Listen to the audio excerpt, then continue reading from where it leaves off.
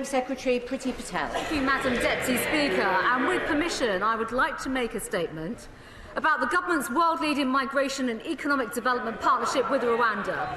The British people have repeatedly voted for controlled immigration and the right to secure borders, Madam Deputy Speaker. This is a government that acts and hears that message clearly, and we are determined to deliver that. Last night, Madam Deputy Speaker, we aimed to relocate the first people from our country who arrived here through dangerous and illegal means, including by small boat. Over the course of this week, many and various claims to prevent relocation have been brought forward. Now, Madam Deputy Speaker, I welcome the decisions of our domestic courts, the High Court, the Court of Appeal and Supreme Court to uphold our right to send the flight. However, following a decision by an out-of-hours judge in the European Court of Human Rights in Strasbourg, minutes before our flight's departure, the final individuals remaining on the flight had their removal directions paused while their claims were considered. I want to make something absolutely clear today, Madam Deputy Speaker. The European Court of Human Rights did not rule that the policy or relocations were unlawful, but they prohibited the removal of 3 of those on last night's flight. Those prohibitions last for different time periods, but are not an absolute bar on their transfer to Rwanda. Anyone who's been ordered to be released by the courts will be tagged while we continue to progress their relocation. While this decision by the Strasbourg Court to intervene was disappointing and surprising given the repeated and considered judgments to the contrary in our domestic courts, we remain committed to this policy. These repeated legal barriers are, Madam Deputy Speaker, very similar to those that we experience with all other removal flights, and we believe that we are fully compliant with our domestic and international obligations, and preparations for our future flights and the next flights have already begun. Our domestic courts were of the view that the flight could go ahead. Madam Deputy Speaker, the case for our partnership with Rwanda bears repeating. We are a generous and welcoming country, as has been shown time and time again. Over 20,000 people have used safe and legal routes to come to the UK since 2015. And most recently, Madam Deputy Speaker, Britons have opened their hearts and their homes to Afghan nationals and Ukrainian nationals. But our capacity to help those in need is severely compromised by those who come here illegally. And as we've discussed in this House many, many times, who seek to jump the queue because they can afford to pay the people smugglers. It is illegal.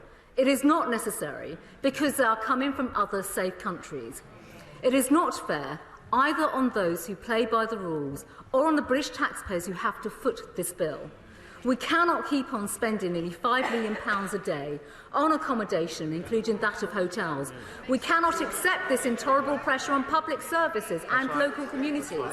It makes us less safe as a nation because those who come here illegally do not have the regularised checks or even the regularised status. And because evil people smuggling gangs use the proceeds of their ill-gotten gains to fund other appalling crimes that undermine the security of our country. It is also lethally dangerous for those who are smuggled. People have drowned at sea, suffocated in lorries, and perished crossing territories. The humane, decent and moral response to all of this is simply not to stand by and let people down, or to be sold into slavery, or to be smuggled, but to stop this. And with that, Madam Deputy Speaker, inaction is not an option, or at least not a morally responsible one. This is, as I've said repeatedly, a complex, long-standing problem. The global asylum system is broken, and between 80 to 100 million people are now displaced, and others are on the move, seeking better economic opportunities. And an international problem requires international solutions. The UK and Rwanda have shown the way forward by working together, and this partnership sends a clear message that illegal entry will not be tolerated, Madam Deputy Speaker, while offering a practical, humane way forward for those who arrive to the UK via illegal routes. It has saddened me, Madam Deputy Speaker, to see Rwanda so terribly misrepresented and traduced in recent weeks. It is another example of how all too often critics not only don't know what they're speaking about, but seek to vilify another international country that has a good track record when it comes to refugees and stepping up to international responsibilities. Rwanda, Madam Deputy Speaker, is a safe and secure country with an outstanding track record of supporting refugees and asylum seekers. And indeed, we are proud that we are working together. Proud that the UK is investing in Rwanda and helping that great country to thrive. And proud that those who are relocated to Rwanda will have an opportunity to thrive as well. They will be given generous support, including language skills, vocational training, and help with starting their own businesses or finding employment. But of course, I'm afraid, Madam Deputy Speaker, the usual suspects, with the blessings of honourable and right honourable members opposite, have set out the thought and even campaign against these efforts, and with that, Madam Deputy Speaker, the will of the British people. It would be wrong to issue a running commentary over ongoing cases, but, Madam Deputy Speaker, I would like to say this. This government will not be deterred from doing the right thing. We will not be put off by the inevitable legal last-minute challenges, nor we will allow mobs, Madam Deputy Speaker, to block removals. We will not stand idly by and let organised crime gangs, who are despicable in their nature and their conduct, evil people, treat human beings as cargo. We will not accept that we have no right to control our borders, Madam Deputy Speaker. We will do everything necessary to keep this country safe, and we will continue our long and proud tradition of helping those in genuine need. Now, many of us have met refugees, both abroad and on British soil, and listened to the stories that are quite frankly chilling and heartbreaking. But of course it suits the benches opposite to pretend that this side of the House doesn't care. But, Madam Deputy Speaker, as you referred to in the earlier point of order, on this side of the House, such accusations are a grotesque slur. And let me tell you, Madam Deputy Speaker, what is truly chilling is listening to opponents going on about how awful this policy is, while offering no practical solutions, while lives are being lost, helping develop safe and legal routes to this country for those who really need them is absolutely at the heart of this government's work. And having overseen efforts to bring to the UK thousands of people in absolute need, including from Hong Kong, Syria, Afghanistan and Ukraine. And I am the first to say that controlled immigration is good for our country, outstanding for our country, including that by refugees. But, Madam Deputy Speaker, we simply have to focus on the support of those who need it the most, and not those who have picked the UK as a destination over a safe country like France. And it is no use pretending that they are fleeing persecution when they are travelling from a safe country, because our capacity to help is not infinite, and public support for the asylum system will be fatally undermined if we do not act. And along with the critics of the Migration and Economic Development Partnership have no alternative proposal to deal with uncontrolled immigration. And like on so many other issues, the parties opposite, the Labour Party and the SNP, are on the wrong side of the argument, and we will only see, with their arguments, public trust in the system being corroded. That is irresponsible and utterly indifferent to those who we seek to help and support.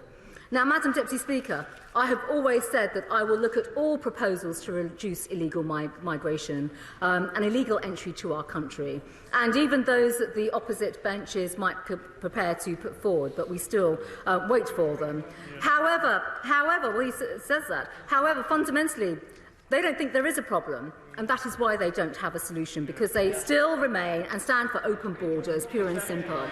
Meanwhile, this government wants to get on with delivering, not just on what the British people want, but reforming our systems, so yes, so that they are firm, but equally, Madam Deputy Speaker, so that they are fair to those who pay for them and fair on those who need our help and support. Shadow Home Secretary Yvette Cooper. Thank you, Madam Deputy Speaker.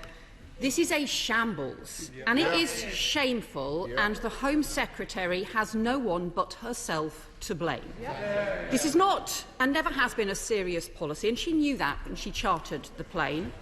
She knew that among the people she was planning to send to Rwanda on this plane were torture and trafficking victims. She knew she didn't have a proper screening process in place. She knew that some of them might be children. So can she confirm it was the Home Office itself that withdrew a whole series of these cases on Friday and yesterday because they knew there was a problem with these cases, that even without the European Court of Human Rights judgment, she was planning to send a plane with just 7 people on board because she'd had to withdraw most of the cases at the last minute. She knows that there is a lack of proper asylum capacity in Rwanda to make fair decisions, that as the UNHCR says, they only normally deal with a few hundred cases a year. There's normally only one eligibility officer who prepares the cases, and that's as well as the lack of interpreters or legal advice to ensure fair decisions. Now, she promised there will be extra payments to Rwanda for each person that is transferred, presumably to pay for those extra caseworkers or extra support, but she still refused to tell us how much. So what is she hiding? Will she tell us now how much she promised Rwanda for each of the people she was planning to send yesterday, and how many Rwandan refugees she promised to take in return?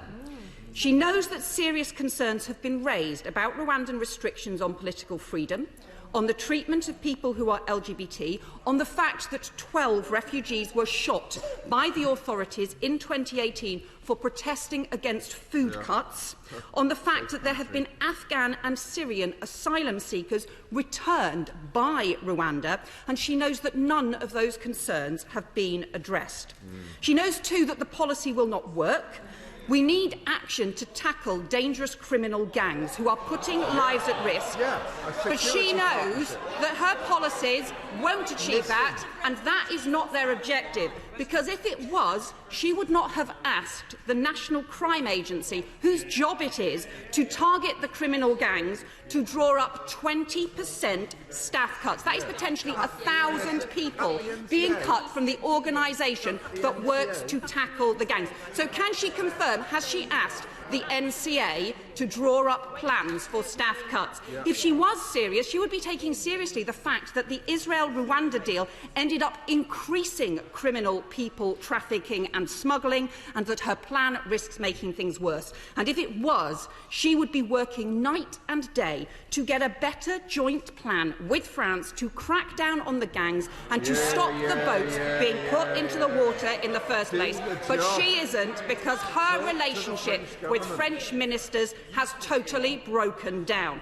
If she was serious about tackling illegal migration, illegal economic migration, or cutting the bills for people in hotels, she would be speeding up Home Office decision-making so refugees can get support and those who aren't can be returned home. Instead, her decisions have totally collapsed from 28,000 a year to just 14,000 decisions a year, fewer than Belgium, the Netherlands, never mind Germany or France. And she's so badly failing to take those basic decisions, she is trying to pay a country thousands of miles away to take decisions for us instead. How shameful does that make us look around the world if our Home Office cannot take those basic decisions? She knew about problem after problem with her policy. She knows this is unworkable, unethical, and won't stop the criminal gangs.